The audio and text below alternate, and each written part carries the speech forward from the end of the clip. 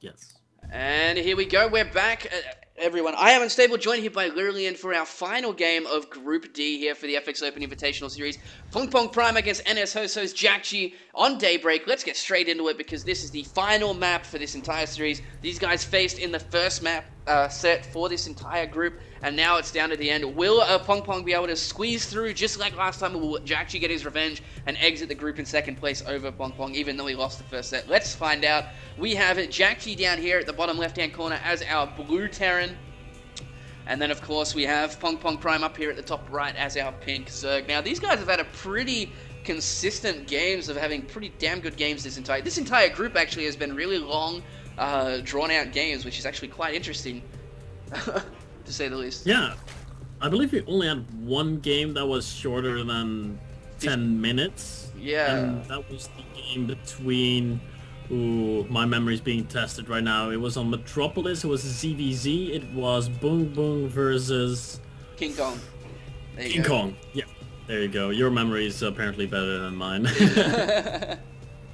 But yeah, that was the only game we had that was less than 10 minutes long, and I think most of them have been longer than 20 minutes, so this is going to be quite a long broadcast here, guys, but everything is looking good, everything. Hopefully we're going to be closing the series out with another 20+ minute macro game as we see Boom Boom was scouting that right position in his base. You know, this right position in his main base? I've seen a video there of some very creative cheese that was done by a Terran who built his first supply depot there, his first barracks there. Oh, that would be ASD.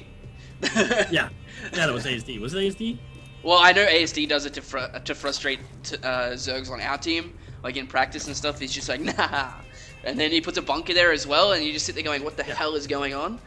Yeah. Yeah, that's exactly what I was talking about. There was a video of that on /r/StarCraft.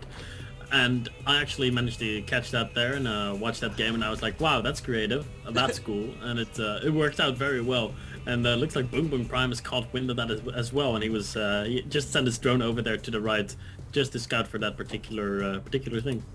Absolutely. All right, so with a 15 hatch over here, sorry, I didn't actually catch the exact timing. That's probably a bit silly of me to kind of say, yes, he did this when I wasn't actually seeing the actual supply count. But we do have a hatch over here already, and we've got the command center down for Jakji going into the double barracks behind this, not the factory into reactor Hellions like we saw last time. No, indeed, he's not. He's once again going for the double barracks follow-up into what I would expect double gas in not too much time. And this is the same style that he was playing against Boom Boom when Boom Boom was going for the early speed into, you know, 20 to 30 Zerglings into that third base. You know, I feel like I've said that like 6 times right now, but it is what Boom Boom has been doing, and it has been very effective versus Jakji. So let's see if that's going to be the same style that we're going to be seeing right now. The double gas is dropped right now for Jakji, and we could see those 20 to 30 Zerglings pop out as soon as the 2 queens finish up and do their first injects. With the third base behind that, we've seen that Boom Boom likes to play that style on this map. Yeah, absolutely. Okay, so I'm trying to think on how this will go down, to be honest, because like they've all had this same kind of, like, every game they've played has had this same kind of style going through with it. Yes. And honestly, the first game in this set on Whirlwind probably shouldn't have been won by B4Prime, but he had a really great job of coming back into that. So I'm not sure if Jakji's going to mix things up. There's the factory down now for him, but without those Hellions, it's interesting to see what will happen. And of course, B4Prime didn't go for that quick third hatchery again, like he did in the last couple of days. Yeah. He's doing that style that, you know, we've been discussing so much, and that is such a cool style against the way that Jakji is playing. We see those links now coming out, 16 to about 30 of them. I think we're gonna have like 28 of them on the field in total, or actually 26. I was close. In the third base, we'll definitely go down behind this for Boom Boom, and once again that style that he's been playing before. Jakji is not going to be moving out with his first 5 Marines, as we've seen him do last time. He got completely demolished when he was trying to do that by those 30 Zerglings, obviously. And now he's going to be playing defensive here. So we've got 6 Marines versus 30 Zerglings. Here they come. Yeah, absolutely. But this bunker's already up and running. He will be okay. Oh my god! Whoa, why is the supply depot down? What the hell are you doing, Jakji? This is actually going to be so bad for him, but he's actually managing to get a repair on the bunker on the low ground somehow. He's like squeezed in an SCV or 2, and he's actually going to be able to save that from going up, and he's actually killed off the Zerglings as well. I am so surprised that he actually managed to hold that. Wow, that was such a big mistake. That supply depot being lowered. I saw Jakji's life end before my eyes there. I saw it flash, and I was like, okay, oh no, this is over. But luckily, it's not over yet. 39 drones to 30 SCVs for now. A few workers were killed, 5 to be precise, by Boom Boom. And he does have the third base coming up behind this. He's making a lot of Zerglings, obviously, because he needs to defend against these few Hellions that are coming out across the map. And he didn't have that high amount of Queens yet, so he couldn't rely on Queens for defense. We do see he's making 2 extra Queens, so in a bit, he'll be safe against the Hellions. But for now, he has to rely on Zerglings. Are they going to get the surround on these Hellions unstable? No. Nope, they back off just before they get the surround. Okay, so we've got the third base up and running now for Pong Pong. He's even in supply. Looking at the armies, it's pretty much even across the board. 23 to 22, 36 to 39, okay. But there's no quick third command center for Jakji like he has in previous games. And that might actually turn around to hurt him here. The Zergling's coming around all the way to the side to check for that third base even. Mm-hmm. And I'm not sure whether Jakji is actually just waiting to go with this. Like, he's doing the same push that he did the other time, where it's the Marines and Hellions coming out with the Medivacs. So he's doing that same build yet again. And, oh, the Zerglings are actually going to get in here. There is a gap in between those two supply depots, but there's enough Marines to help deal with this. And so these Zerglings are actually going to be crushed here. However, he has seen the unit composition. Yeah, he has seen those Medivacs, and he knows exactly what's coming his way. We've seen Jakji do this push before, and last time Boom Boom was able to shut it down oh so hard with a good amount of Zerglings and Banelings in position, and Jakji being a little bit late on the pickup and everything getting demolished. But the Baneling nest unstable, it's not done yet. He's not going to have Banelings this time around to deal with this push. He's going to have quite a few Zerglings though. He's also going to have these 3 Queens down here. He's got 30 Zerglings in total on the field. The Hellions did just catch up to the army just then. If he can catch this third base, that'll be huge for him. However, let's have a quick look at the Queen Energy. They do have 2 transfusers. Here we go, but he's actually getting himself in a nice position behind here. Look at all the Zerglings actually stuck behind those Queens, and he's actually losing all the drones now. He's forced to retreat. The Banelings being made, but now they're going to be able to be targeted down by these Marines. He's been playing very risky here, just fighting right next to these Banelings though, and there we go. He's cleaned up everything, and this looks like it might be the beginning of the end here for Pong Pong, because he's losing the Queens as well. Oh my god. Yeah, it's not starting to look good for Boom Boom here, but he has a few reinforcing links coming in there, and he will be able to clean this up.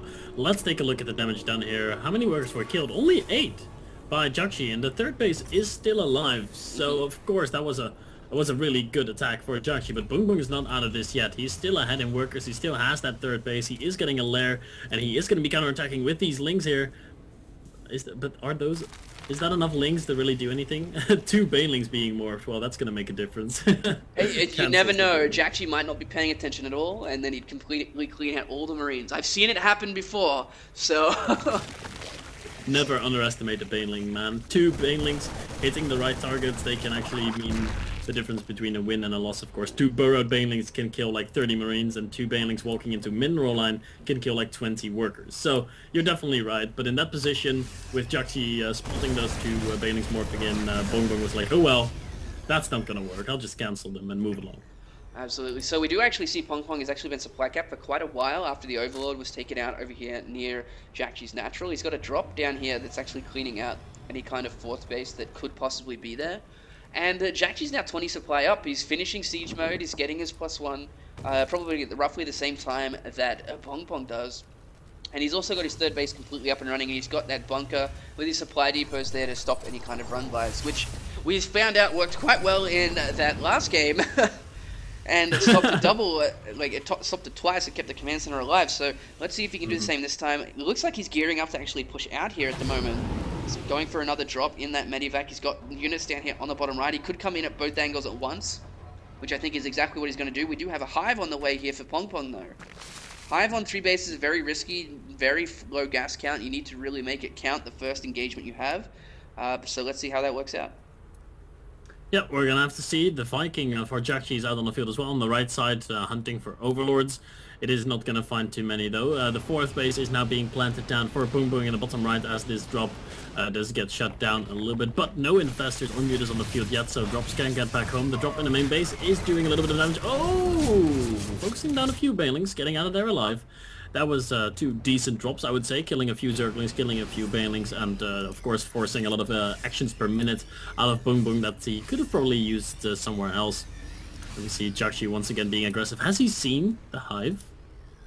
No, he's got no idea. Okay, well, it would have been just out of range if he didn't. I'm just gonna, yeah. So he definitely didn't see that. He's moving down to this third base though. Oh, needs to be careful with those Hellions though. With the Banelings, they do take them out quite quickly. Infestors are out now. He needs to be careful. He's all clumped up. Does get hit by one. There's quite a few Medivacs on there. The Marines. Whoa, that was weird. The Banelings are running in and then running away. That was quite bizarre. But okay, so we do have Zerglings coming in from the south here, trying to defend this space, but losing quite a few of them. He's actually down to 35 supply now, which is quite difficult to come back from.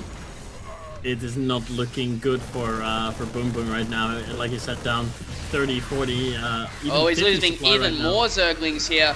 And here he comes. He's got thrown some Infested Terrans on him, but he doesn't actually have that many Banelings. And it looks like this might be the end for him. Yeah, there's no way he can do that. GG. Jakji will get his revenge on Pong Pong from knocking him out in the first match to take down the series and advance into the round of 32 for the FX Open Invitational Series. That was certainly one group that took a lot longer than I expected with some great games here, Lillian. So, let's hope that the next group is going to be just as good. Let's have a quick look at the next group coming up. It is going to be Group E with Squirtle, Grubby, Violet, and Iaguz. Let's jump straight into it, shall we?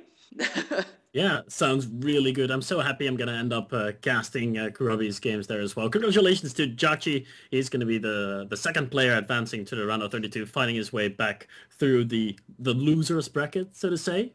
I guess we could call it that. The losers match. He fought his way all the way back to victory. So very well done by Jakji. The former GSL champion is still in the running.